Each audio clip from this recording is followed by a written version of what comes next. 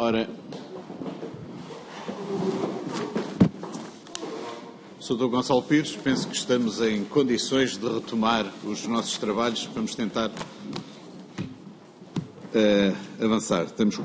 Temos quórum, temos os 4 grupos parlamentares, temos os seus deputados e, portanto, íamos iniciar agora a nossa segunda ronda. Pedia que criássemos condições. Muito bem, vamos iniciar então a nossa segunda ronda de questionário. Começa, aliás, como nesta sessão, começa o Grupo Parlamentar do PSD.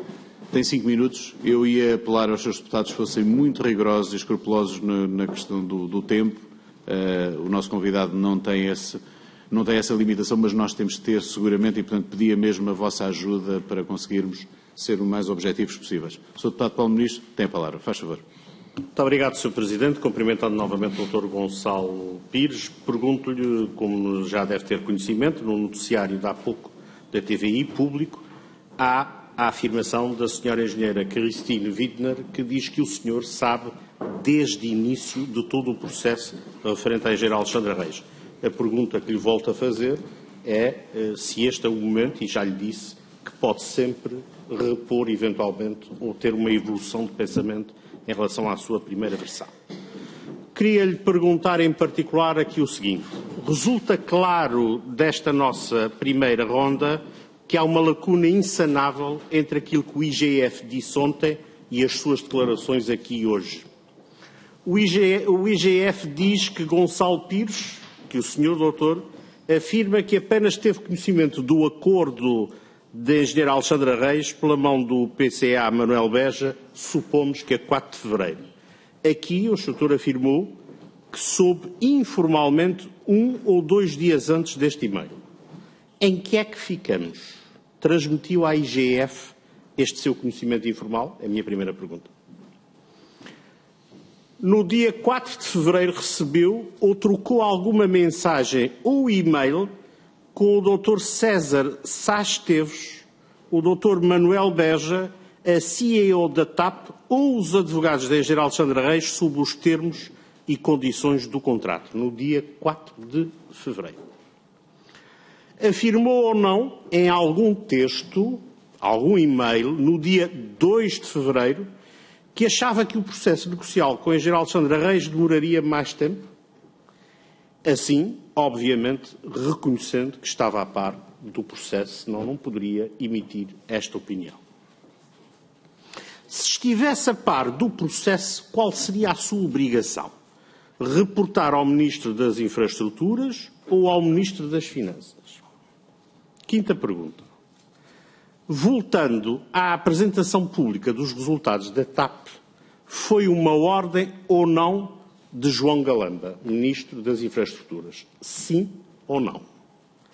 O Ministério das Finanças deu ordens neste sentido? Sim ou não? Tenho ainda aqui uma outra questão importante. O Sr. Primeiro-Ministro afirmou que tem a expectativa que no futuro o Estado mantenha uma posição acionista na TAP. São declarações públicas que estão presentes em vários momentos do Sr. Primeiro-Ministro. Em relação a afirmações suas, confirma que há o interesse de 3 grupos empresariais de aviação, já conhecidos pela TAP, em adquirirem a companhia, mas pressupõe no futuro a aquisição da totalidade do capital da TAP. Isto choca frontalmente com aquilo que é ou que são as declarações políticas do Sr. Primeiro-Ministro e gostaria que nos clarificasse em que é que ficamos. Finalmente, vou ler-lhe o mail enviado por altura da apresentação dos resultados da companhia ao Sr. Dr. Gonçalo Pires, mail enviado pelo Ministro João Galamba. E cito: os resultados da TAP deverão ser objeto de comunicado e não deve ser efetuada qualquer conferência de imprensa ou dada qualquer entrevista sobre este assunto. Ponto, fecho aspas. Volta a abrir aspas. Por referência ao mail infra e em aditamento, transmito que a posição referente ao modo de comunicação dos resultados da TAP foi previamente acordada com a área governativa das finanças, fecha aspas e termina a citação. Isto aqui é uma ordem expressa, estrita no modo de apresentação dos resultados da empresa, na forma e no modo, e não uma posição concertada, consentânea, conversada, como o Soutor deu a entender na primeira ronda. Portanto, eu quando lhe perguntei na primeira ronda, o Soutor não foi rigoroso na sua resposta. O que deveria ter dito, à minha pergunta, é que recebeu instruções precisas e concisas do Sr. Ministro João Galamba em relação à apresentação das contas. Mas o Ministro João Galamba, com este escrito, contradiz e confirma que mentiu ao Parlamento na semana passada, à Comissão de Economia, sobre essa matéria. Isto é gravíssimo, porque o Ministro da República, pese embora as amizades que possa ter, está, em primeiro lugar, obrigado a respeitar e a falar a verdade na Assembleia da República. Muito obrigado. Usa agora da palavra nesta modalidade, Soutor Gonçalo Pires. Faz favor, Soutor. Muito obrigado, Sr. Deputado. Vou tentar responder a todas as perguntas. Peço que me relembre se me esqueci, de entretanto, de referir algum ponto. Tal como referi anteriormente, à IGF transmiti que tive conhecimento informal poucos dias antes de que algo do processo poderia acontecer, ou seja, que efetivamente a saída da engenheira Alexandra Reis poderia acontecer. E que, de facto, tive conhecimento oficial por um e-mail enviado pelo Presidente do Conselho de Administração. A posição que, aliás, já referi e que também está inscrita no relatório da IGF é que admitia que não era uma surpresa a saída da engenheira Alexandra Reis, precisamente pelas razões que referi, pela intenção da reorganização da equipa executiva e não executiva da TAP, pela saída da estrutura acionista do grupo HPGB, pela saída do Dr. Manuel Silva Rodrigues como vogal executivo, que objetivamente abriu uma vaga no Conselho de Administração da TAP, e também pelas posições divergentes assumidas pela engenheira Alexandra Reis em sede de Conselho de Administração. Esta foi a posição que assumi no relatório da IGF e que confirmo aqui nesta Comissão. É, obviamente, da minha responsabilidade as áreas financeiras, é, obviamente, a minha responsabilidade o pagamento ou feito qualquer pagamento nas áreas de tesouraria dentro da TAP, e o que refiro e sublinho é que os pagamentos feitos foram todos feitos com cabimento orçamental, não necessitavam da minha autorização prévia, seguiram todas as regras orçamentais do grupo, regras essas que estão a dar bons resultados. Bons resultados que foram apresentados no ano de 2022, fruto do esforço de todas as equipas. São regras que funcionam. A TAP é hoje uma empresa viável, também pelas pessoas que lá trabalham. Sobre o mail da SRS, eu não recebi qualquer mail ou tive qualquer contacto com os advogados sobre esta matéria. A minha obrigação de comunicação é sobre matérias financeiras. A minha responsabilidade é sobre matérias financeiras. Eu, não estando envolvido neste processo, não teria que reportar, quer à tutela setorial, quer à tutela financeira, qualquer aspecto relativamente ao processo de saída. Nem me foi obrigado qualquer tipo de participação ou envolvimento neste caso. Sobre o mail do Ministério das Finanças e Ministério das Infraestruturas sobre a publicação de resultados, eu peço desculpa, Sr. Deputado, mas eu comecei na sua resposta a referir precisamente que expressei a minha opinião, aliás, julgo ser a opinião do consenso da equipa da TAP, não consensual, obviamente, mas da maioria das equipas da TAP, sobre o estado sui generis em que a TAP se encontra neste momento. E expressei essa opinião, quer à tutela setorial, quer à tutela das finanças.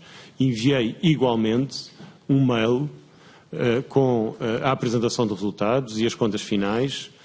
Estava também anexo a declaração à imprensa, ou o comunicado de imprensa com o detalhe dos resultados, que foi posteriormente publicado também no nosso site e no site da CMVM, em que perguntava autorização para a publicação dos resultados e pedia indicações sobre o dia e a forma da publicação desses mesmos resultados. O e-mail que leu foi o e-mail que me foi enviado e que confirma a opinião que eu exprimi às duas tutelas e que me parece que coaduna com a situação em que estamos neste momento. A possibilidade de haver uma conferência de imprensa neste contexto, nas vésperas de uma comissão de inquérito, quando temos neste momento uma situação de, obviamente que a Presidente da Comissão Executiva e o Presidente do Conselho de Administração se encontram em funções, mas não é uma situação igual à situação antes da conferência de imprensa anunciando os atos de intenção de demitir quer a Presidente da Comissão Executiva, quer o Presidente do Conselho de Administração. Sobre a possibilidade, os temas sobre a privatização, Sr. Deputado Paulo Ministro, só queria que me relembrasse se falhei aqui alguma das perguntas. Pergunta-me que o Primeiro-Ministro afirma que o Estado deve manter uma posição acionista, mas que os potenciais interessados dizem que, aparentemente, segundo o que me perguntou, só querem comprar os 100%. À gestão, compete gerir. O processo de privatização, o tempo para a privatização, a forma para a privatização tem que ser definido pelo acionista, em formato de decreto-lei que, quando for feito, decidido, será publicado, aprovado, nos termos da lei, e enquadrará o processo de privatização e aí teremos a resposta às suas perguntas. Eu não tenho nenhuma informação especial nesse sentido. À empresa compete receber as instruções do acionista sobre os trabalhos e competências que temos que desempenhar durante um processo. Sublinho também que este processo será bastante exigente, provavelmente longo, intenso, mas que hoje a posição da TAP, nesta potencial transação, está muito melhor do que alguma vez teve no passado. Nunca a TAP teve uma performance financeira tão sustentada, com um balanço tão forte, que permita hoje pedir não só uma negociação que, sempre exigente, permita maximizar o valor para o acionista, qualquer que seja a forma, seja numa posição minoritária, seja numa posição maioritária, seja para a totalidade do capital. E não sei se me esqueci de algum tema. Muito obrigado, Sr. Doutor. O Sr. Deputado Paulo Ministro pede a palavra para interpelar a mesa sobre a condução dos trabalhos. Como tem sido regra, o Sr. Dr. Gonçalo Pires não respondeu a 3 perguntas. Eu vou voltar a fazê-las sem tempo, como é óbvio. Sr. Deputado. Sr. Deputado, as perguntas, a meu ver, foram respondidas. O Sr. Deputado pode não ter ficado. O Sr. Deputado pode não ter ficado. Sr. Presidente, desculpe, não pode preferir uma afirmação dessas. Desculpe, não pode ter considerações. Ó, Sr. Presidente, essa é de lesa pátria. Na condução dos trabalhos, o Sr. Presidente não pode entender que o depoente respondeu ou não às perguntas do grupo político. Quer ter tempo suplementar a isso? Não quero que tem uma terceira ronda ainda para colocar as questões. Bem sei da ronda, mas o que eu estou a dizer, eu quero é que o senhor depoente responda às minhas perguntas. Ou então diga que não responde, mas tem que responder. E, portanto, eu faziei as perguntas para dar exatamente sentido. Até terminei dizendo sim ou não. Portanto, era fácil responder. E as perguntas que eu quero e que digo que não foram respondidas, não foram. Então, na interpelação à mesa, faça favor de dizer, Sr. Deputado, quais é que foram as perguntas que não foram respondidas. Muito bem. A primeira pergunta que fiz foi que é público no noticiário da TVI de hoje as afirmações da senhora ex-CEO que dizem que o senhor Dr. Gonçalo Pires conhecia ab início todo o processo referente à engenheira Alexandra Reis. E a pergunta que lhe fiz era: isto pode ou não ser verdade, se é, e se quer ou não rever o que já aqui depôs. Segunda pergunta que fiz, específica. No dia 4 de fevereiro, recebeu ou trocou alguma mensagem ou e-mail com César Sá Esteves, Manuel Beja, CEO da TAP, ou os advogados de Alexandra Reis sobre o termo e condições do contrato? Sim ou não? Terceira pergunta, simples. Afirmou ou não em algum texto, e-mail, no dia 2 de fevereiro, que achava que o processo negocial com Alexandra Reis demoraria mais tempo? Assim, a ter ocorrido isto, é o reconhecimento que estava a par do processo. Sim ou não? Sim ou não? Finalmente. Não, finalmente. Se estivesse a par do processo, qual seria a sua obrigação? Reportar ao Ministro das Finanças e reportar eu ao Ministro das Infraestruturas. É assim. Sim ou não? Sim ou não. Nem sequer, digamos, levanta dúvidas. Obrigado. Muito obrigado, Sr. Deputado. Agradeço a forma como expôs a questão e dizer-lhe o seguinte. Eu, em função daquilo que eu ouvi, quer agora, quer durante a intervenção que ao longo desta noite, desta tarde e desta noite, o Sr. Doutor tem partilhado connosco, eu diria que as respostas estão dadas. Mas, de qualquer forma, para que não fique dúvida nenhuma, e porque a Comissão de Inquérito deve, nestas questões, não ter dúvida nenhuma, e porque a percepção de um de nós pode não ser, eu pedia muito concretamente ao Sr. Doutor que respondesse a estas questões. Sobre a notícia que, eventualmente, e quase que tentando transformar a Comissão de Inquérito naquilo que é o comentário às televisões, que eu acho que nenhum de nós está a acompanhar a televisão ao mesmo tempo que está aqui a trabalhar, se puder eu continuar, eu não interrompi, eu estou a dirigir os trabalhos, eu não interrompi nenhum dos seus deputados nas suas intervenções e podia dizer a mesma coisa. Portanto, a questão que eu queria dizer era o seguinte, Sr. Doutor, eu sei que não está a ver a TVI. Aliás, penso que nenhum de nós aqui está a acompanhar a TVI ou a acompanhar qualquer outro tipo de noticiário.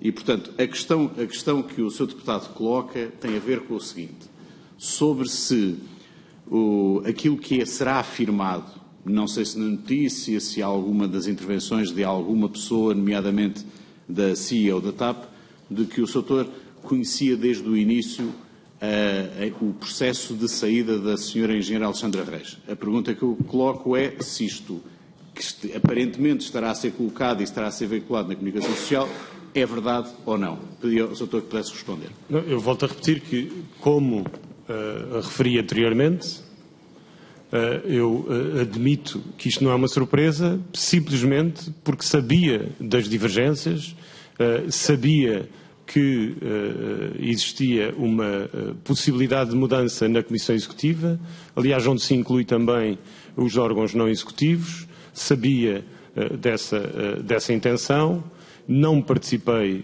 no processo, não me recordo de qualquer mail de SRS e não me lembro de qualquer vez ter participado nas negociações, de ter participado na preparação, na decisão, na elaboração de qualquer acordo e sobre a comunicação. Eu não tenho responsabilidades sobre a comunicação se eventualmente com conhecimentos informais, como foi o caso, há ambas as tutelas. A minha responsabilidade é financeira, restringe-se ao pagamento da indemnização. Já expliquei o processo. Essa é a minha responsabilidade, não é uma responsabilidade de comunicação. Muito obrigado, Sr. Doutor. Eu fiz a pergunta ao Sr. Doutor sobre a primeira pergunta, respondeu às 4 perguntas que o Sr. Deputado Paulo Ministro tinha respondido e, portanto, vamos passar ao próximo Sr. Deputado. Sr. Deputado Filipe Melo, do Grupo Parlamentar do Chega, tem a palavra. Pedia, de facto, rigor no cumprimento do tempo dos 5 minutos. Faz favor, Sr. Deputado. Obrigado, Sr. Presidente. O Sr. Gonçalo Pires disse há instantes, e passo a citar, não sei se a TAP vai ou não ser vendida, não depende de mim, mas sim do acionista. Questão... Sr. Presidente.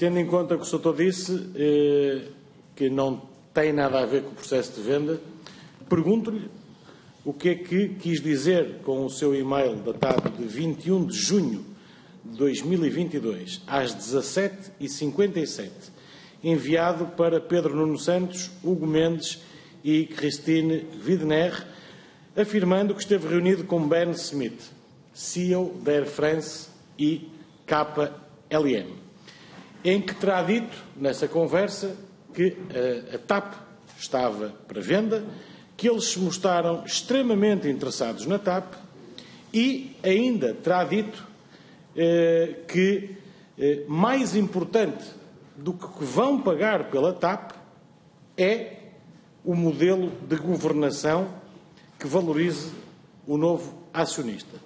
A primeira questão que eu lhe coloco é esta. Confirma este e-mail? É ou não uma intromissão em alguma coisa que o senhor acabou por admitir que não era uma pasta sua, intrometeu-se ou não no processo de venda e, ao dizer isto, é ou não um crime de lesa pátria? Portanto, desvaloriza a TAP, os interesses dos contribuintes portugueses que lá meteram 3,2 mil milhões e diz que interessa preservar e valorizar o novo acionista. Essa é a questão número 1. Questão número 2.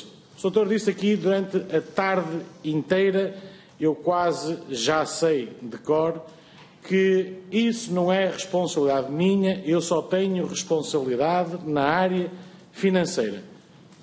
Ora bem, se os pagamentos foram feitos, se os 500 mil euros foram pagos, e o doutor pode-me dizer que estava enquadrado no cabimento orçamental, ora bem, se houvesse, desculpe o termo, algum maluco que dentro da TAP mandasse pagar 500 mil euros a uma organização terrorista, o senhor era responsável por isso.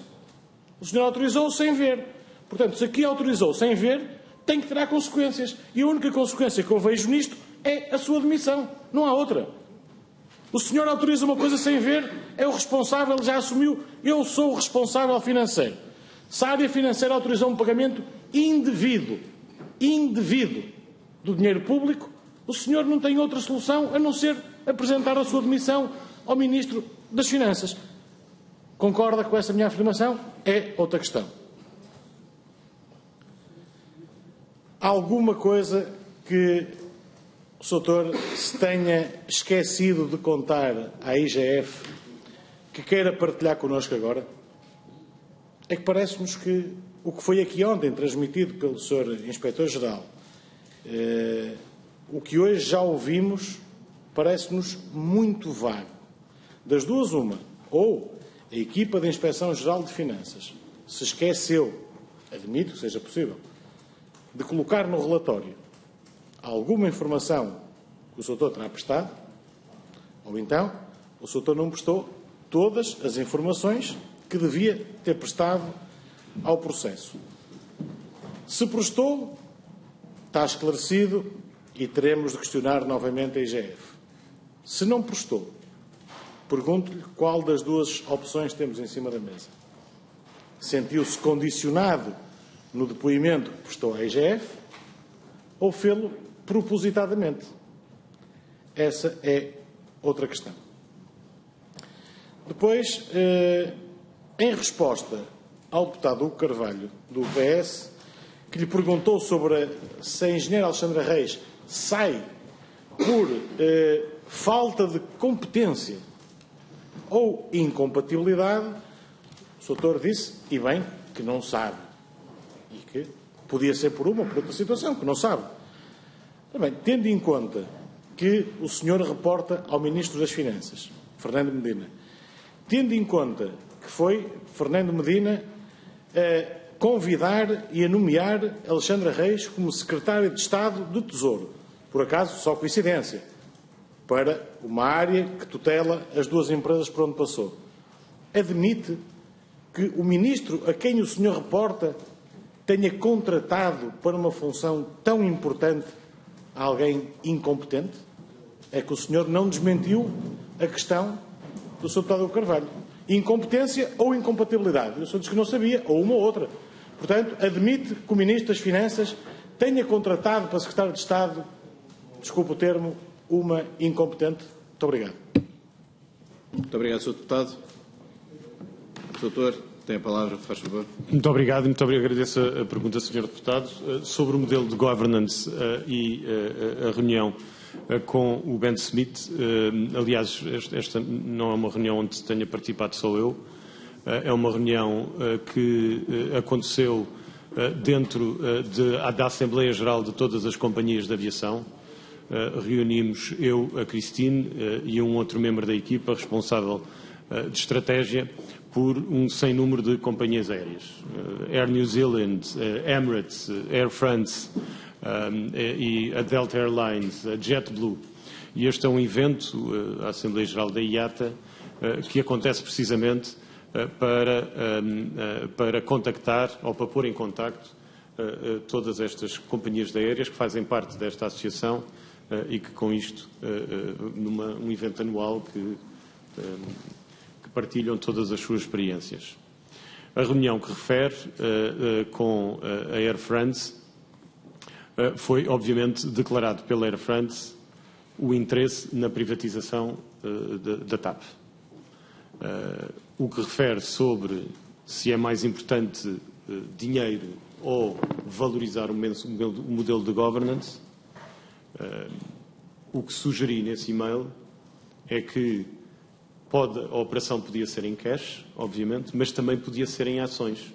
E não tendo visibilidade, porque por isso estava a dirigir o e-mail à tutela, não tendo visibilidade sobre o modelo que o Governo irá sugerir ou seguir, abri-me estas duas possibilidades na conversa com a Air France, que me foi dito que era possível se considerasse um modelo em que a transação é paga em ações, parcialmente. E foi isso que sugeri, que referi no e-mail. Não tem nada a ver com o valor. O valor pode ser a ter muito maior. A ideia, precisamente, que me lembro de referir nessa reunião... Diga?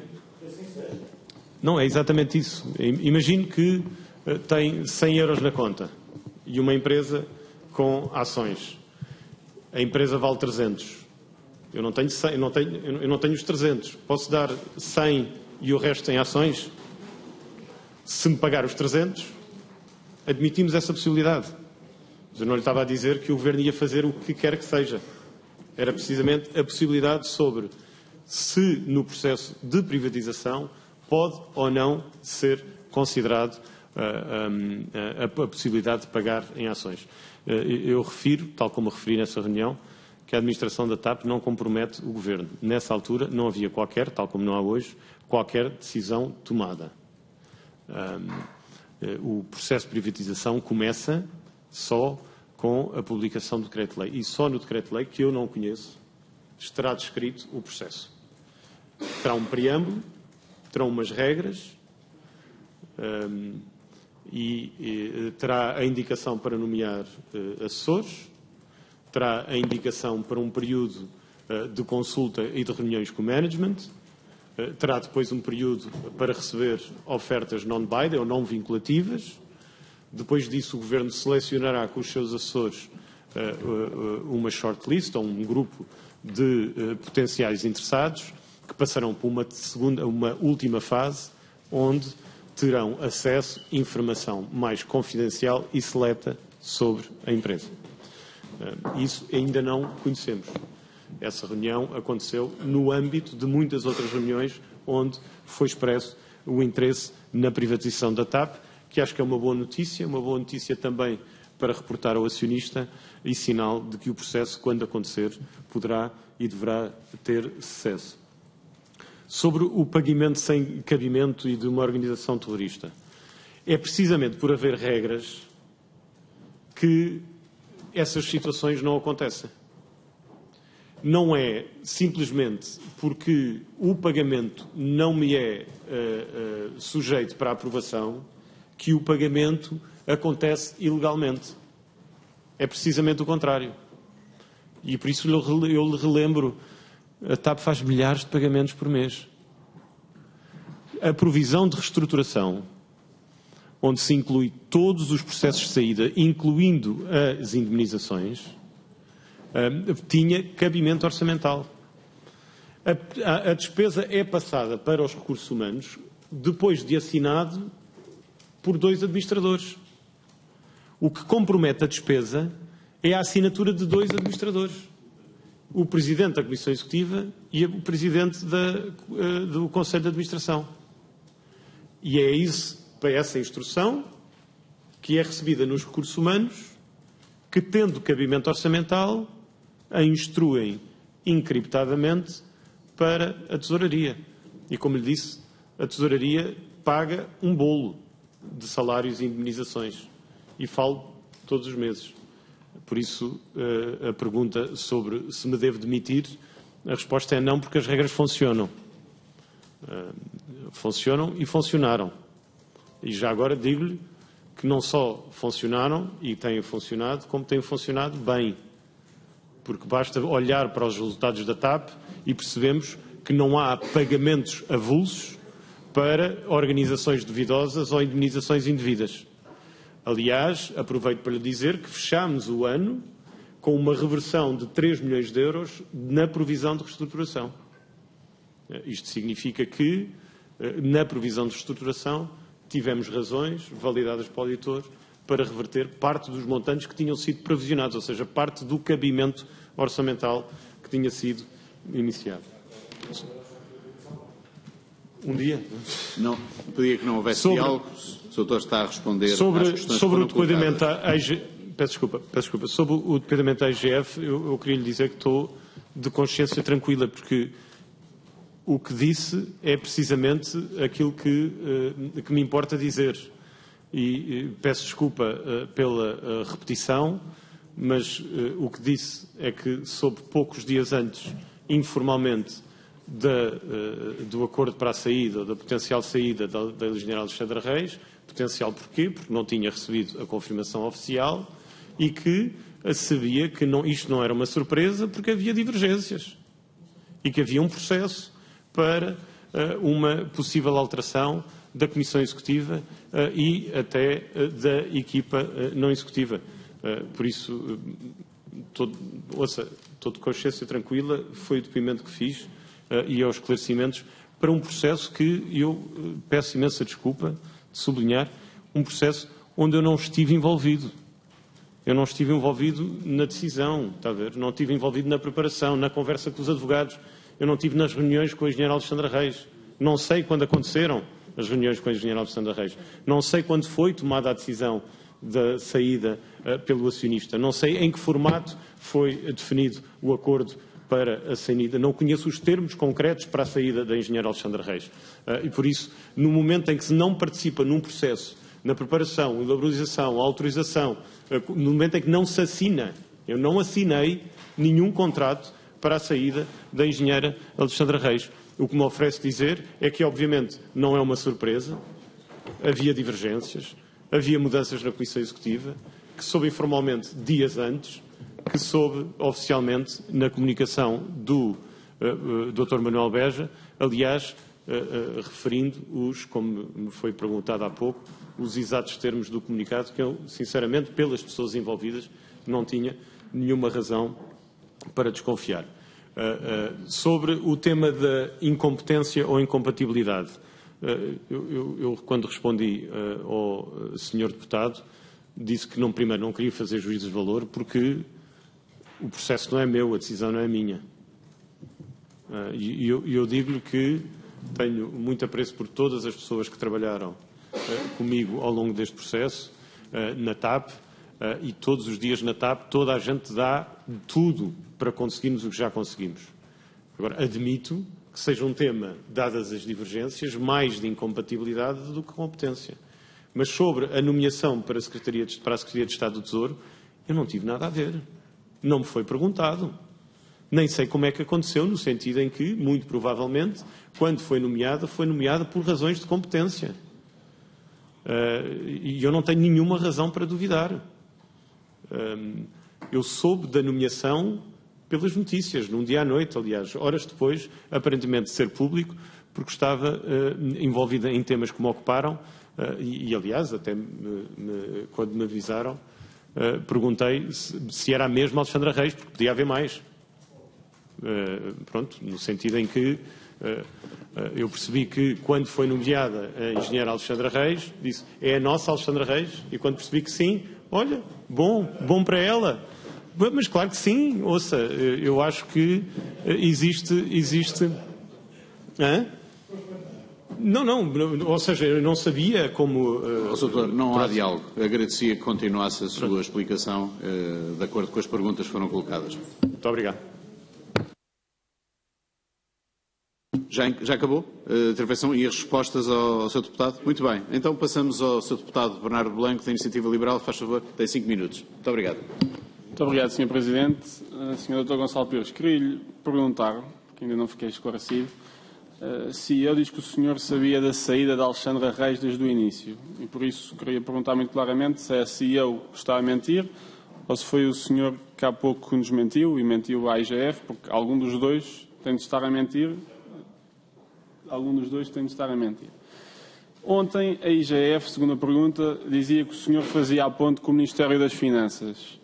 E eu queria lhe perguntar se, quando soube da indemnização, não deveria ter informado a tutela, dado que me parece que também tem uma responsabilidade fiduciária, não é, para com a empresa e, por isso, também, consequentemente, com o acionista. E depois queria lhe perguntar, porque há bocado também não fiquei completamente esclarecido, é mais até confirmar, que não teve nenhuma comunicação, seja formal, seja informal, com alguém do Ministério das Finanças relativamente a este processo.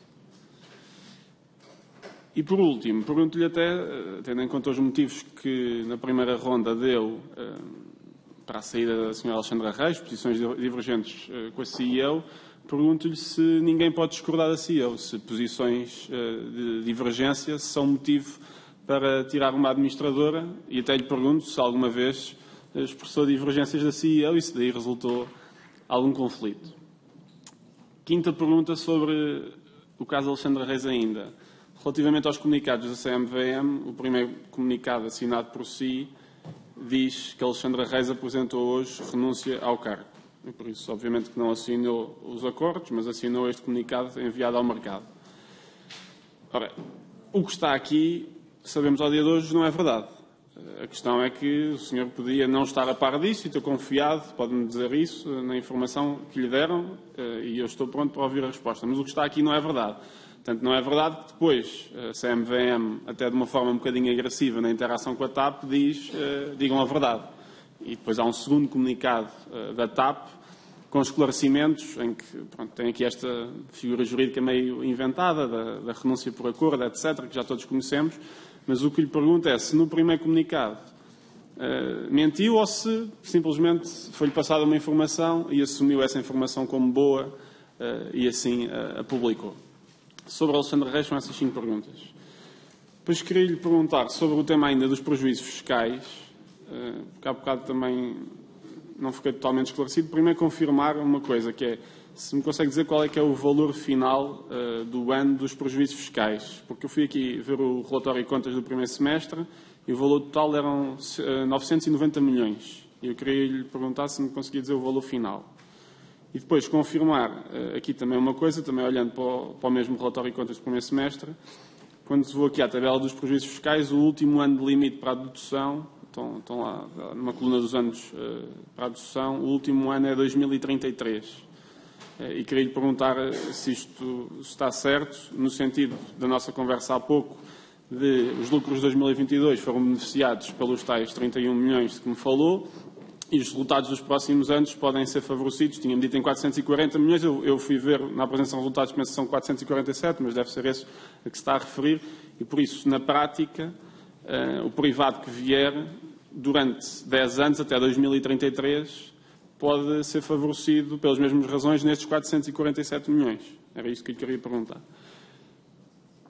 Fora agora já dos prejuízos fiscais, sobre a Ground Force, no dia 19 de março de 2021, a TAP adquiriu a Ground Force ativos no valor de 7 milhões de euros, tendo simultaneamente alugado os mesmos equipamentos à Ground Force, no dia 10 de maio de 21. Algo que foi comunicado até pela doutora Alexandra Reis, num comunicado à CMVM. E por isso eu entendo bem, a TAP basicamente ficou com a parte boa da empresa, comprou o recheio, depois declarou a empresa insolvente e os credores agora terão menos ativos para vender e serem ressarcidos. E pergunto, em primeiro lugar, se foi mesmo isto que aconteceu e, em segundo lugar, se isto não vai até contra o plano de reestruturação que obrigava a que a TAP vendesse todos os seus ativos não estratégicos, focando-se apenas no negócio da aviação. E, por último, perguntar-lhe uma coisa sobre a dívida, que há pouco também falámos. Tinha dito há pouco que o dinheiro injetado na TAP não era enterrado e que em 2022 o saldo era praticamente nulo se retirarmos o efeito do Estado. Mas o Estado injetou 294 milhões e, pelas contas que eu fiz, mesmo assim a variação de caixa ficou em apenas 110 milhões. Logo foi negativo. E disse-me também que vai procurar financiamento externo, mas tendo em conta que tem os quase 1.000 milhões em caixa, eu pergunto-lhe porque é que não começa a pagar os empréstimos, em vez de estarmos a refinanciar novas dívidas com taxas mais altas, como há pouco até disse, e continua a aumentar o passivo, porque sem as ajudas do Estado, as contas que eu faço, o passivo está a aumentar desde 2020.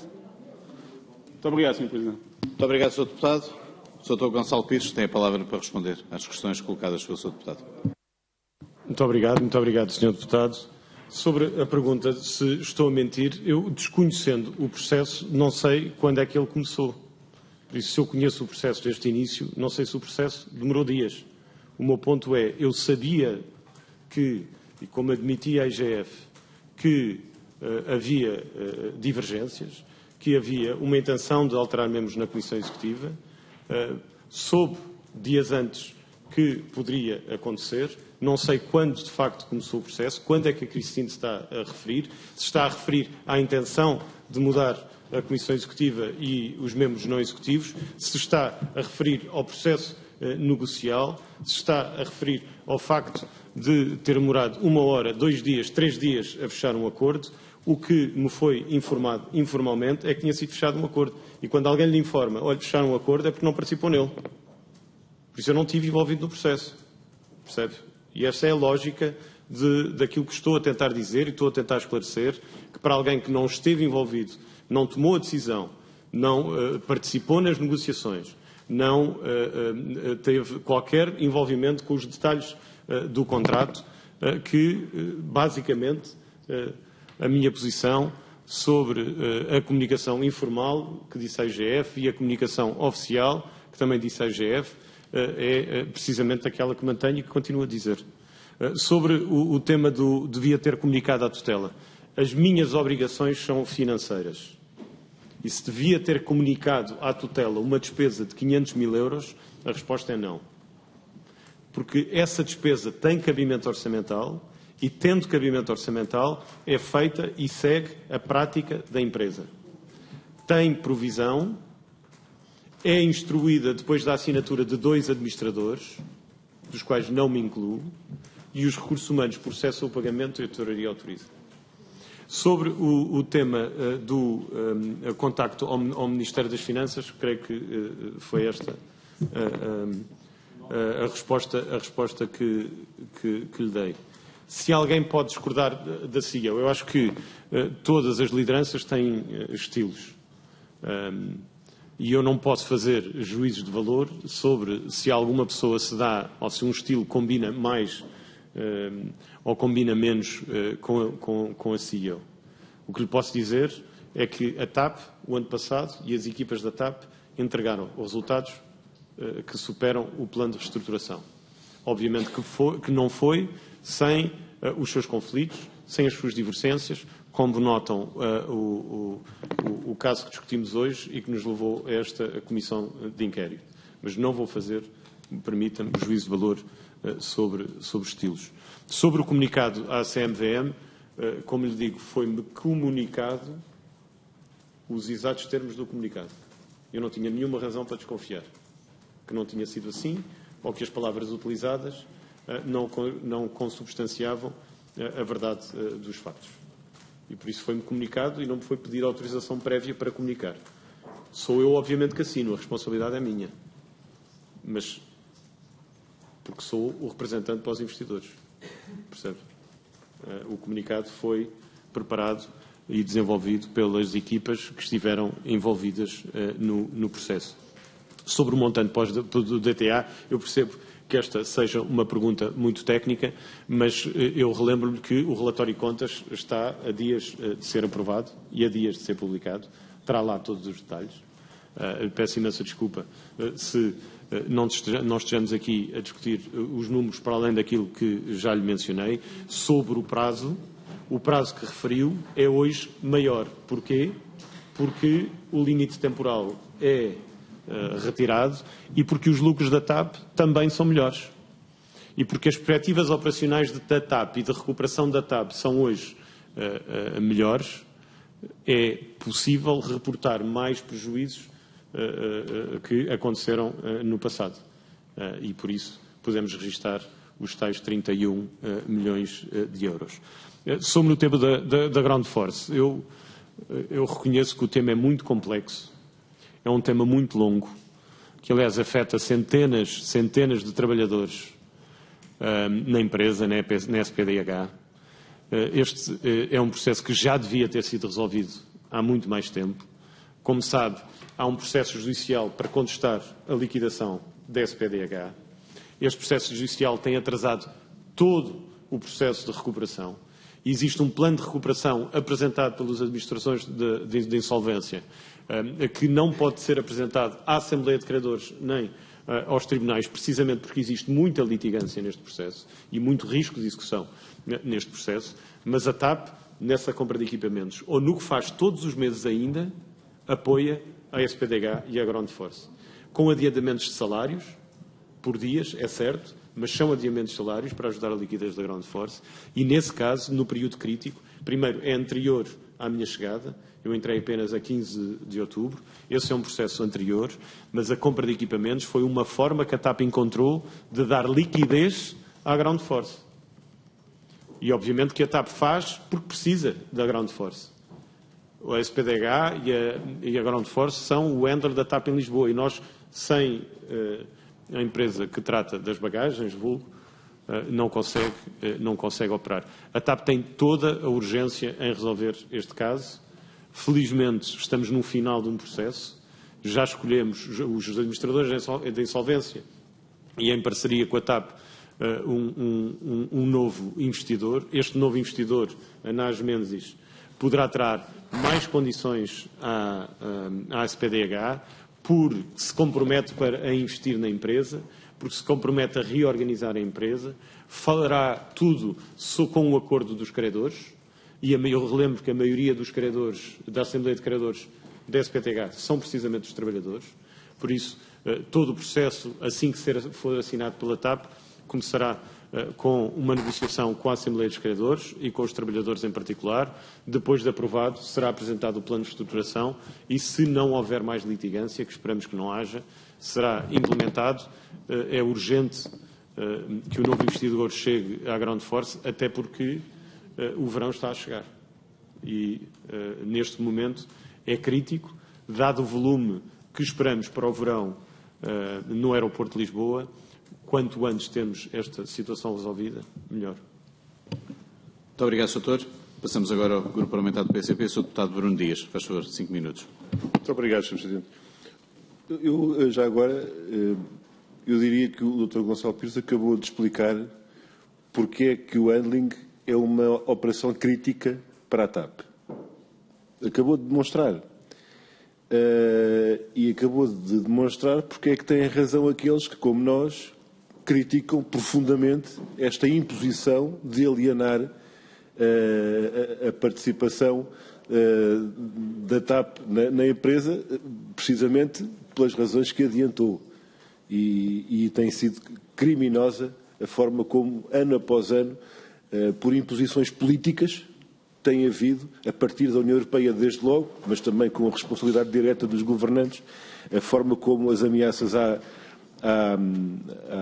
Ground Force, à SPDH, e aos seus trabalhadores têm vindo a ser colocadas. Queria voltar a um aspecto que o Dr. Gonçalo Pires mencionou há pouco, que é da frota e dos ATRs, precisamente. Os ATRs, se bem me lembro, entraram para a frota da TAP na gestão privada, porque, eu peço desculpa pela expressão popular que vou utilizar, porque foram empandeirados pelo Sr. Nilman, que estava interessado em desfazer-se deles. Quando nós ouvimos a sua explicação a dizer que, tendo em conta aquele fleet cap, 98 aeronaves, e que os primeiros a mandar embora certamente seriam os ATRs, essa é uma questão que o PCP levantou há anos aqui na Assembleia, e é uma das múltiplas situações que demonstra que a gestão privada deixou e deixa marcas ainda hoje nas contas da TAP, pelas opções estratégicas ruinosas que foram impostas à TAP, mas que beneficiaram o Sr. Nilman. É o caso dos ATRs, é o caso dos A330, que ainda na altura também vieram, e o estado em que vieram, e se pudesse ainda elaborar sobre esta questão da frota, eu agradecia. Para terminar, eu queria ir às contas da TAP de 2021, que dentro de poucos dias será apresentado o relatório de contas de 22, o que está na íntegra disponibilizado é o de 21. O exercício desse ano vai terminar com um prejuízo gigantesco, cerca de 1,5 mil milhões de euros. No entanto, quando se analisa o detalhe das contas, vemos que, além do prejuízo provocado naturalmente pelas consequências da pandemia, foram colocadas nessas contas mais de 1.000 milhões de euros de despesas não recorrentes. Ora, no essencial, essa verba trata de uma dívida da TAP SGPS à TAP SA. Aliás, pode-se ler que são perdas por imparidade no montante de 884,7 milhões de euros respeitantes à conta a receber da TAP SGPS decorrente da aprovação do plano de reestruturação aprovado. E até onde esses dados aparecem nas contas da TAP, conseguimos ver essa verba a crescer continuamente desde 2018. 819,7 milhões, depois 843,7 milhões, depois 882,7 milhões, depois 921,5 milhões. Mas nunca é devidamente explicado a origem e o objeto destes empréstimos que, na prática, iam sobrecarregando a TAP SA em favor da TAP SGPS. E sem precisar, o que é grave face a um tal volume de dinheiro, deixa-se subentendido que tudo se deve à Manutenção e Engenharia Brasil, AVEM. AVEM Brasil. O que se estranha, até porque em 2018 a TAP fez questão de colocar no relatório e contas, isto não foi escrito por si em 2018, como é evidente, mas é um contexto que nós temos. E o que estava escrito em 2018, no relatório de contas, é que a TAP ME Brasil tinha sido reestruturada, transformando uma empresa deficitária e consumidora de capital e outros recursos numa operação dimensionada e rentável. Eu pergunto, afinal, o que é que aconteceu? Perante um processo que era outra situação que o PCP andou anos e muitas vezes a falar sozinho relativamente ao problema da VEM e daquilo que era necessário e que estava a ser uma situação muito dramática para as contas da TAP. Sr. Deputado. E, portanto, sim, Sr. Presidente, eu termino perguntando qual é a causa desta situação que é retratada desta forma, de uma forma crescente, mais gravosa em relação às contas. Muito obrigado. Muito obrigado, Sr. Deputado. Sr. Dr. Gonçalo Pires, faz favor, tem a palavra. Eu não sei se percebi exatamente a sua última pergunta sobre a EMI Brasil, mas já agora faço-lhe o contexto. Obviamente que os resultados de 2021 reconhecem uma imparidade, precisamente, da conta a receber que a TAP SA tem sob a CAP SGPS no valor de 1.000 milhões de euros para dar cumprimento, precisamente, a uma exigência do plano de reestruturação. E porquê? Porque com a entrada das injeções de liquidez na TAP SA, o grupo TAP SGPS acaba.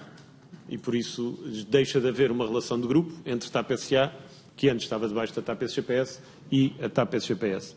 E por isso, automaticamente, a TAP tem que reconhecer esta imparidade e, aliás, um requisito do plano de estruturação. A razão para essa imparidade são basicamente anos de necessidade de injeções de liquidez da TAP SA na TAP SGPS. De onde é que vêm as perdas da TAP SGPS? Maioritariamente, como diz, da Manutenção Brasil. A Manutenção do Brasil foi uma operação que foi adquirida pela TAP em 2007, provavelmente com o objetivo meritório de não só aumentar a participação na TAP no Brasil, e o Brasil é um mercado estratégico para a TAP. A TAP hoje voa para 11 cidades diferentes no Brasil e é quase 30% das nossas receitas. Mas a verdade é que a operação da EMI Brasil nunca foi rentável e acumulou perdas. Das primeiras decisões que tomámos, e em que eu especialmente estive envolvido como administrador financeiro, mas que estava como uma exigência também do plano de estruturação, de desinvestir na VEM, na EMI Brasil, como diz, foi precisamente minimizar o estrago. Porque é que estamos aqui à espera de que a EMI Brasil possa um dia recuperar? Temos que ou vender ou fechar.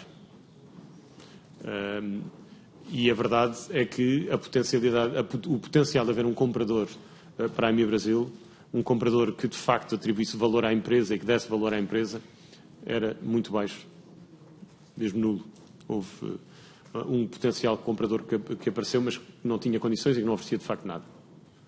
E por isso foi tomada a decisão até 31 de dezembro, num Conselho de Administração, creio, de 29 de dezembro, de fechar a EMI Brasil.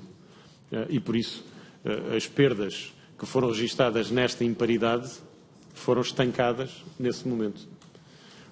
O processo de reestruturação da TAP passa também por isso.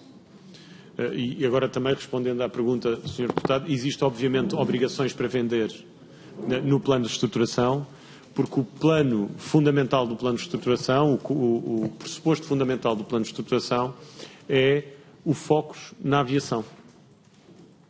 O foco nas atividades core. Obviamente, eu percebo o seu ponto. A Ground Force, neste caso, só terá que ser vendida até 2025. Vendê-la numa situação de liquidação não é vantajoso.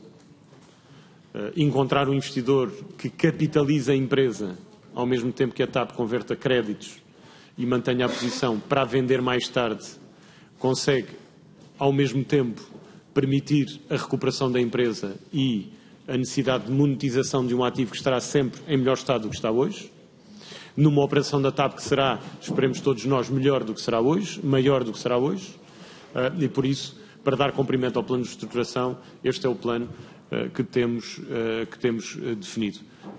Continua a ser fundamental para o ending, mesmo não tendo posição acionista. Porque muitas vezes, obviamente que é importante, mas muitas vezes não é só o mais importante. O mais importante é o contrato. É o contrato de serviço.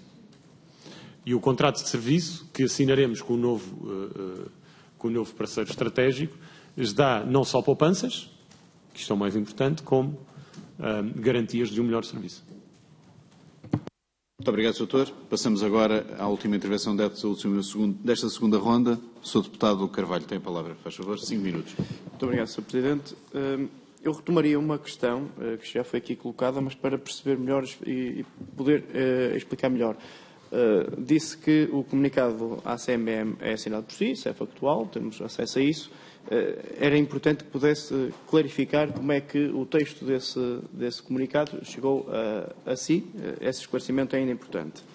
Um segundo aspecto que gostaria aqui de falar, e aproveitando esta, que previsivelmente será a minha última intervenção nesta comissão, no dia de hoje, que referiu o tema da paz social na empresa. E, de facto, nós já ouvimos também essa expressão em diversos momentos e em diversos contextos. E, portanto, nós entendemos e estamos totalmente de acordo que a paz social na TAP é fundamental, porque os trabalhadores contribuíram muito para o resultado que a TAP está a apresentar. Os portugueses contribuíram muito para os resultados que a TAP está em condições hoje de apresentar e, portanto, nós também olhamos para este processo de clarificação daquilo que é a responsabilidade em todo este processo da saída de Alexandre Reis como um processo que nós queremos que seja transparente, mas também seja célere para que nós possamos ter a paz social na empresa.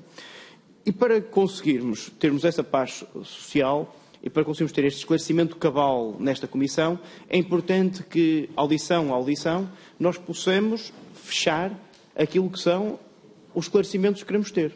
É fundamental que, depois da audição da IGF, onde reconhecemos que é um relatório robusto, que hoje consigamos continuar a ter os indicadores que possam eventualmente causar ruído na avaliação política que nós queremos retirar e na avaliação que vai produzir um relatório final desta Comissão.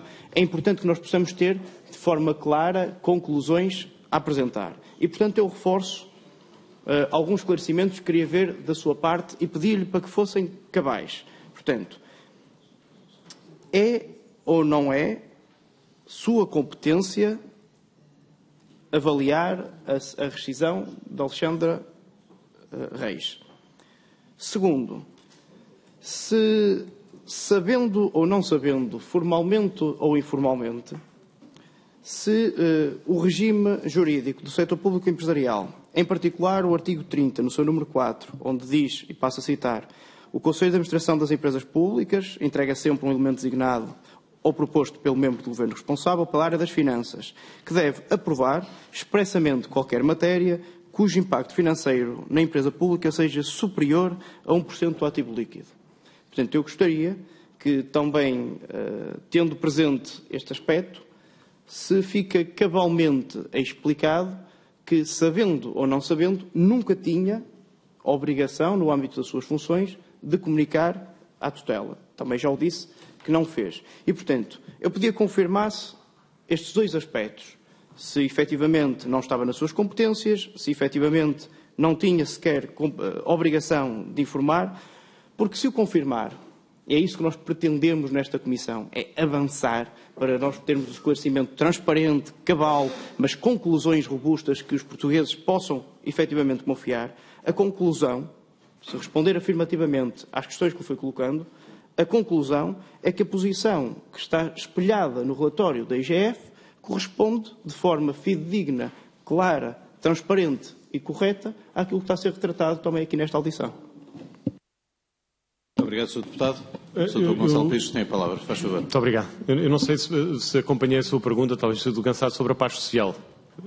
Qual era a pergunta sobre a paz social? A pergunta sobre a paz social é qual a importância que o Sr. dá precisamente à questão da paz social na empresa. Penso que interprete bem a pergunta do Sr. Deputado. Muito obrigado. Exato. Muito obrigado. E, pronto, sobre o texto à CMVM, tal como disse, sobre o texto à CMVM e tal como disse, eu quando recebo o mail do Dr. Manuel Beja, do Presidente do Conselho de Administração, é-me especificamente referido a mim e a todos os outros membros do Conselho de Administração, que além de comunicar oficialmente a saída da engenheira Alexandre Reis, que a TAP iria publicar o texto nos termos que depois ele inclui no e-mail. Por isso, obviamente que sou responsável porque assino, obviamente não sou responsável na medida em que não preparei o texto, no sentido em que, porque não soube da preparação, sou responsável pela sua publicação, não fui pela sua preparação. Sobre as minhas competências em relação à rescisão da engenheira Alexandra Reis, eu não tinha, a minha competência financeira e não tinha dentro do quadro do pagamento de uma indemnização de 500 mil euros que reportar o pagamento à tutela setorial ou à tutela financeira, como é o caso. E simplesmente porque tendo o pagamento cabimento orçamental, não me foi sequer reportado que esse pagamento iria ser feito, ele é simplesmente feito sem a minha autorização prévia.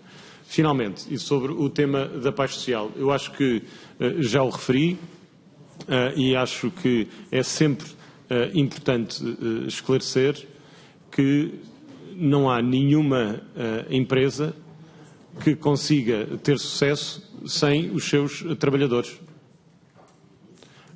E o binómio que se apresenta no plano de reestruturação é precisamente de cumprimento dos pressupostos financeiros, das perspectivas financeiras da TAP e de o fazê-lo de uma forma sustentável. A sustentabilidade da operação exige que todos estejam alinhados nos mesmos objetivos.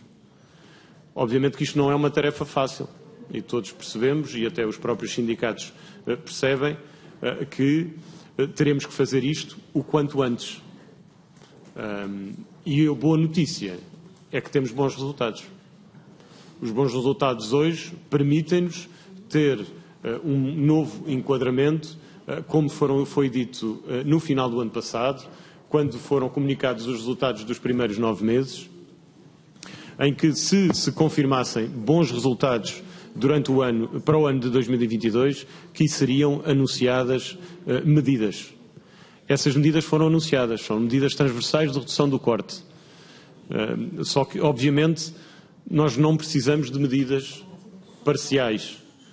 Nós precisamos de novos acordos de empresa de longo prazo. E o plano de reestruturação o que diz, cabalmente, tem que ser sustentável, os acordos de empresa têm que ser sustentáveis e têm que assegurar produtividade que permita alinhar os níveis de produtividade da empresa, agora que estamos a crescer a operação, com os nossos comparáveis. Muito obrigado, Sr. Eu, antes de passar à terceira ronda, queria voltar a insistir. Isto tem sido muito duro o tempo que estamos aqui, que é bastante tempo, mas, acima de tudo, é muito mais duro para quem está a responder e que nós pedimos para estar aqui hoje connosco, convocámos, e, portanto, pedia mesmo que criássemos condições para que todos nos consigamos ouvir uns aos outros e, nomeadamente, temos condições para ouvir o Sr. Pedia mesmo encarecidamente isso. Eu acho que já não falta assim tanto tempo para fazermos isso. Temos inscritos para a terceira ronda, que, como sabem, é uma inscrição. Eu agradecia mesmo que criássemos condições para conseguirmos trabalhar todos com silêncio. É que pedia mesmo. Temos 4 inscritos, Sr. Deputado Paulo Muniz, Sr. Deputado Filipe Melo, Sr. Deputado Bernardo Blanco, Sr. Deputado Bruno Dias. A título individual, cada um tem 3 minutos.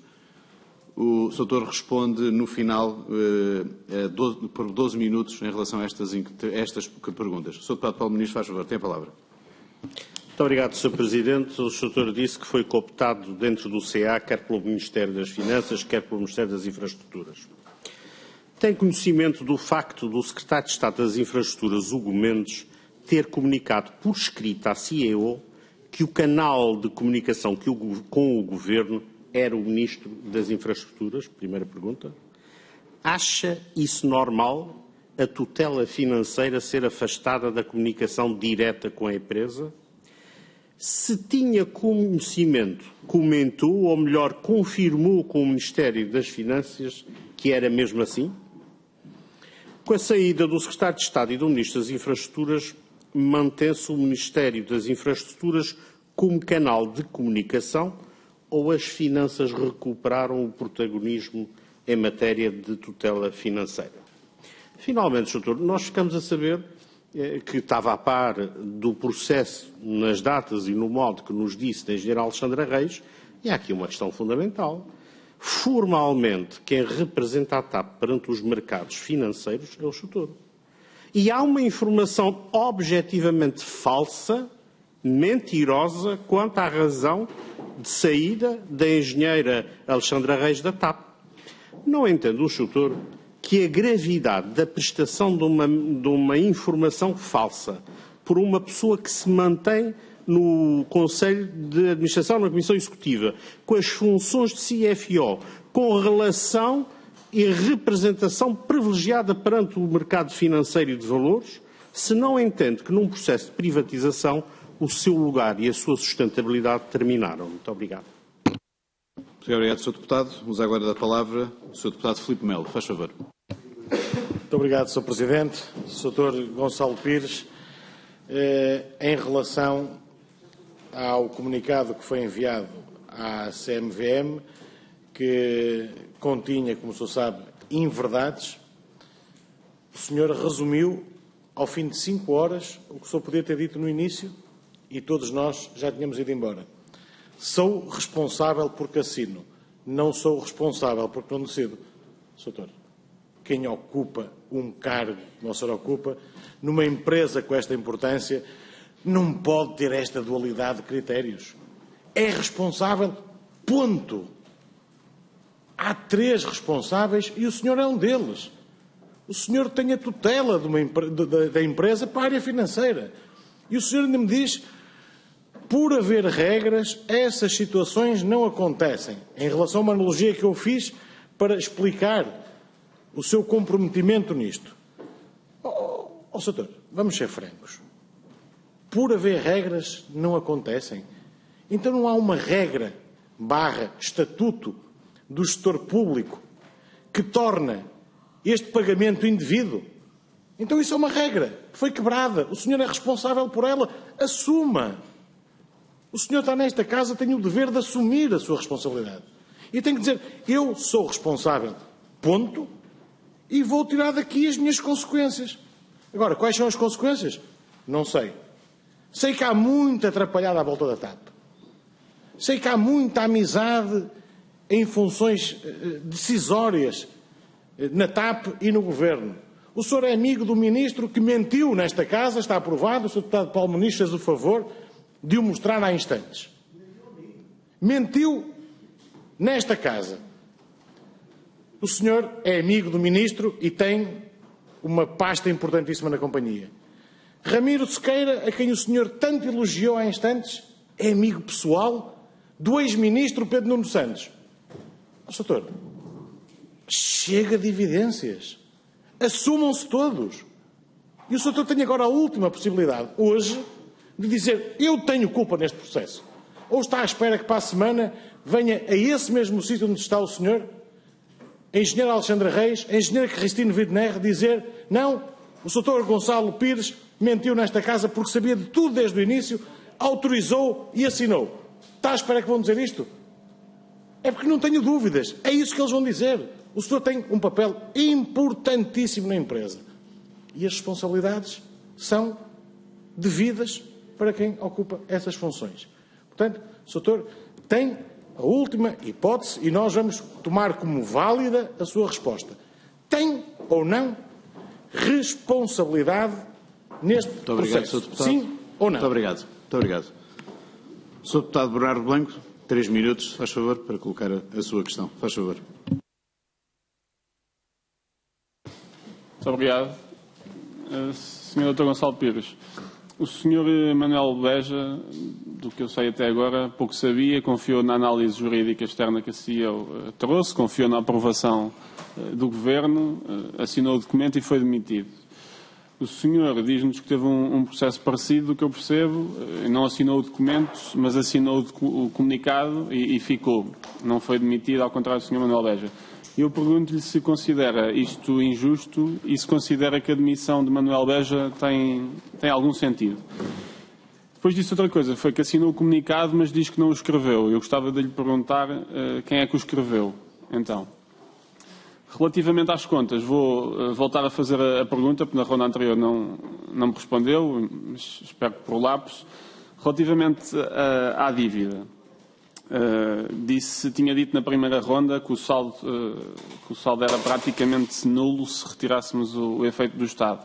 Mas o Estado injetou 294 milhões e mesmo assim a variação de caixa ficou apenas em 110 milhões. Logo foi negativo. E disse que ia procurar financiamento externo. E a pergunta que eu repito é, tendo quase 1.000 milhões em caixa, porque é que não começa a pagar os empréstimos em vez de refinanciar com novas dívidas que podem ter, possivelmente, mas diga-me o senhor, taxas mais altas, e continua a aumentar o passivo, porque sem as ajudas do Estado o passivo está a aumentar desde 2020.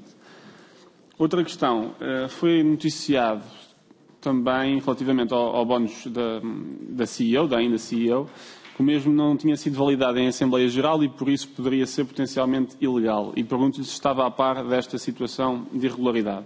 E para terminar, o senhor já disse que não é responsável pela privatização, que o Governo é que é responsável, mas também já me disse que participa nas reuniões de operação da privatização e obviamente que a gestão da TAP está envolvida. Aliás, foi a TAP que contratou a Evercore para tratar do assunto, e já agora pergunto-lhe se esta era mesmo a melhor proposta ou se havia uma proposta melhor.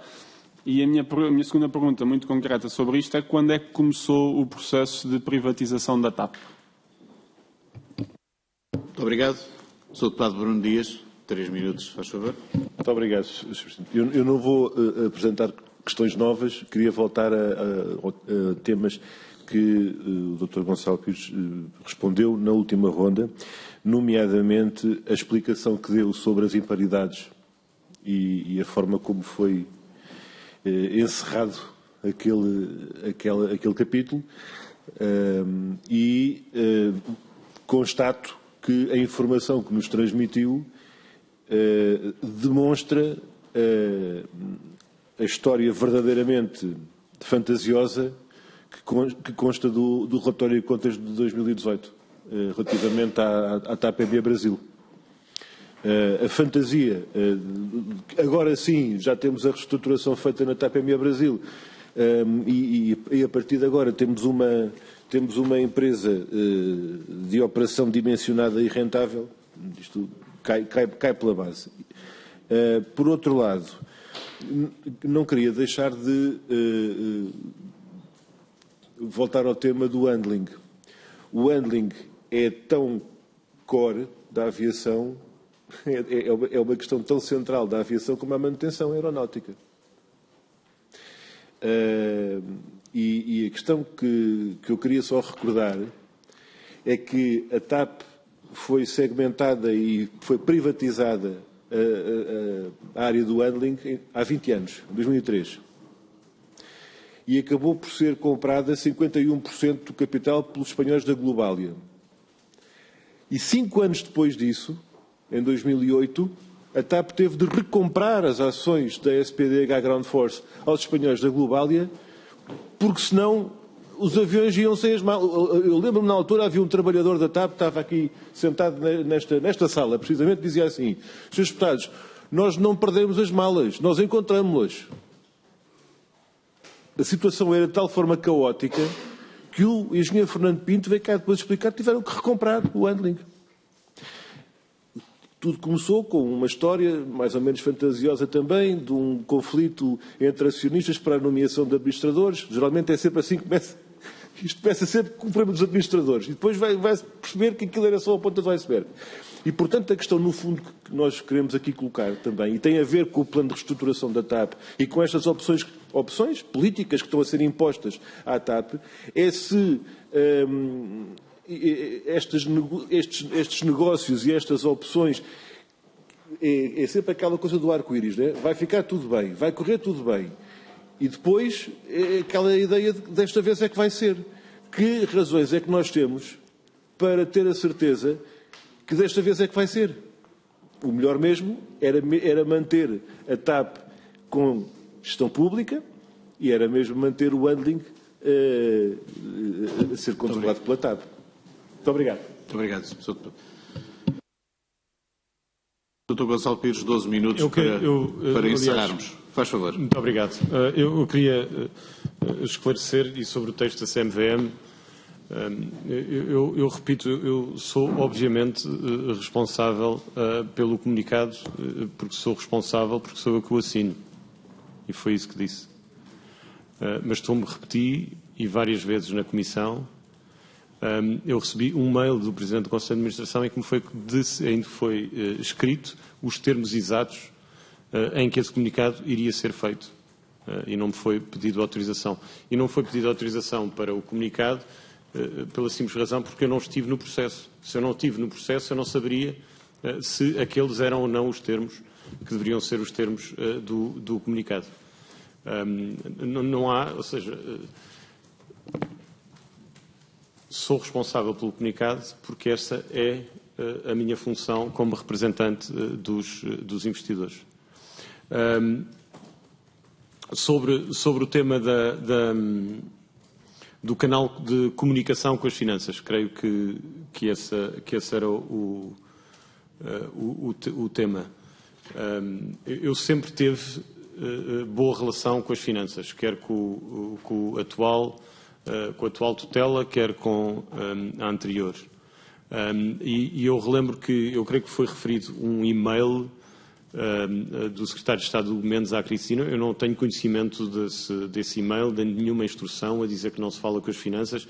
E, aliás, desde que eu entrei, a 15 de outubro de 2021, que o meu contacto com as finanças tem sido intenso e bastante regular. E eu relembro que, dias após a minha nomeação, o Governo e a tutela financeira me envia a mim e à TAP uma série de perguntas da Comissão Europeia sobre o plano de reestruturação. E a essas 15 perguntas é pedido muita informação.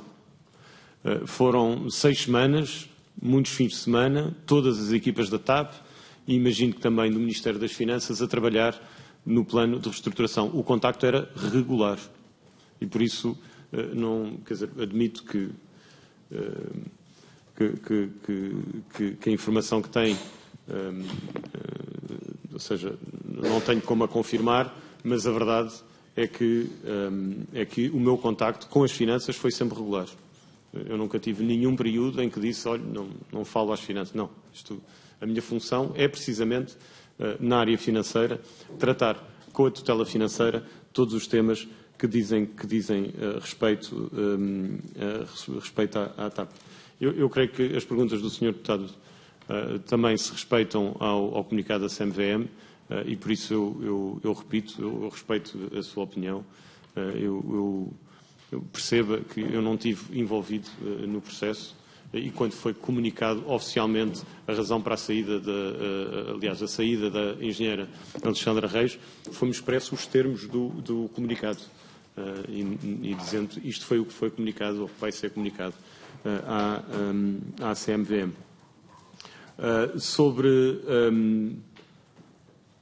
E pronto, essa é a minha responsabilidade no processo, ou seja, eu queria voltar aqui a referir.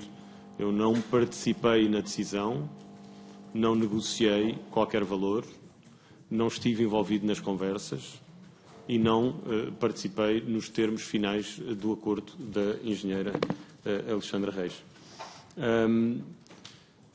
Sobre o cash, ou seja, sobre a posição de cash, diz que com a entrada de cash significa que temos menos 100 milhões.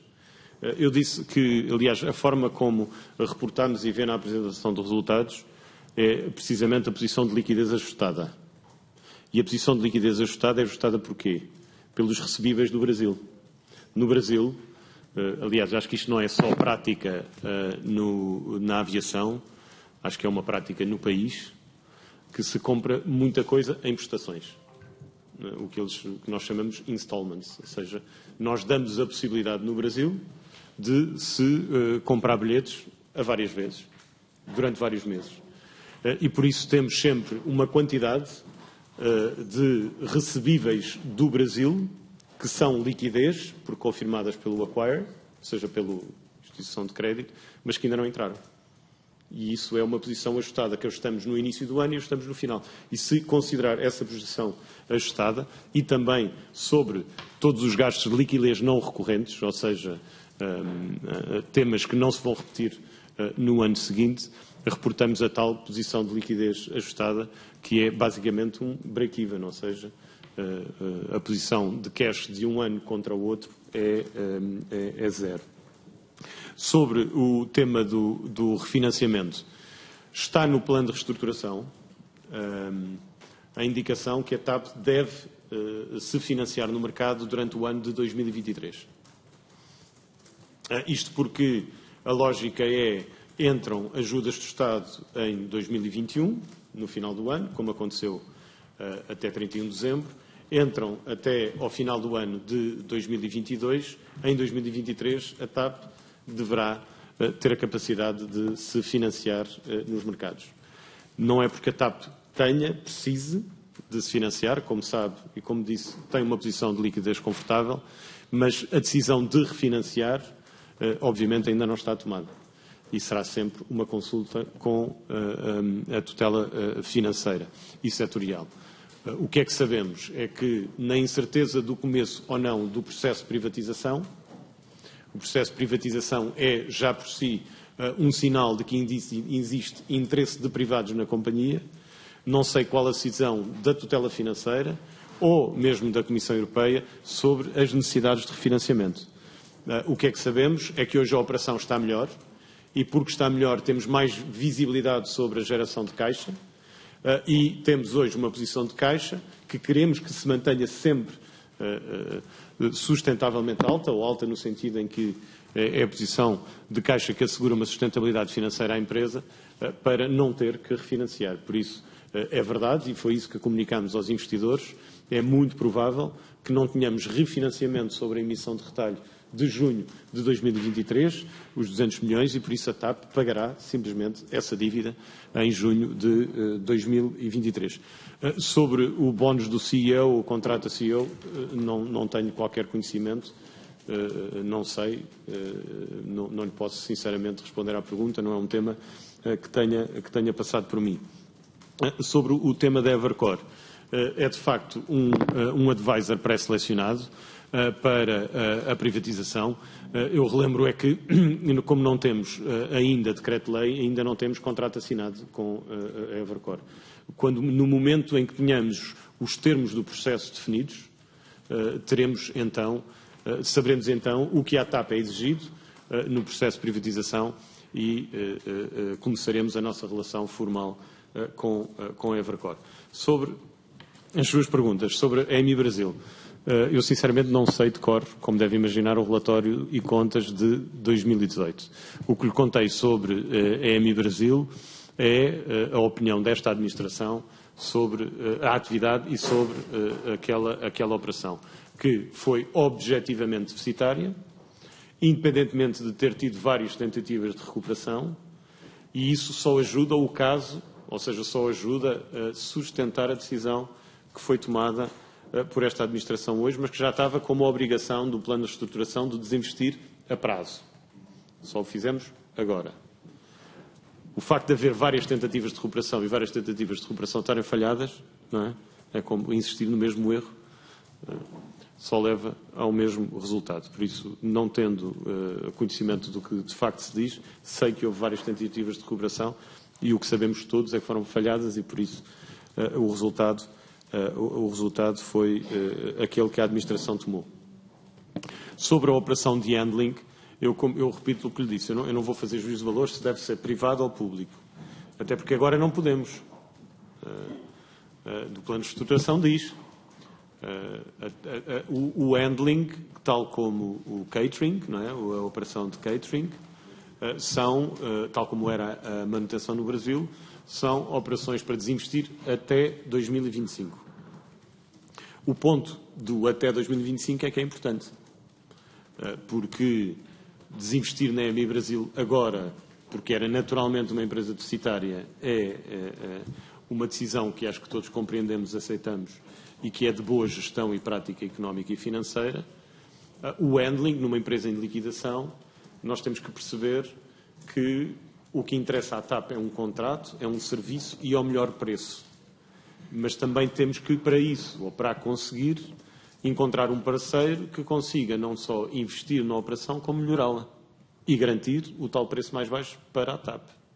Este é o processo que estamos a desenrolar, que está a ser liderado pelos administradores de insolvência e que esperamos que a muito breve prazo tenha a sua conclusão. Muito obrigado, Sr. Doutor. Concluímos assim a nossa audição ao Sr. Gonçalo Pires. Agradeço a presença, o esforço de todos, mas em especial do Sr. Doutor, de nestas mais de 5 horas de audição Eu é que agradeço os esclarecimentos. Termos conseguido.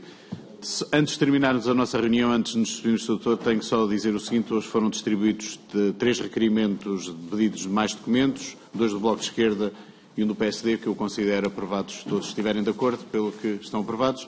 E, portanto, está encerrada a nossa sessão e vou-me despedir do Sr. Gonçalo Pires. Muito obrigado.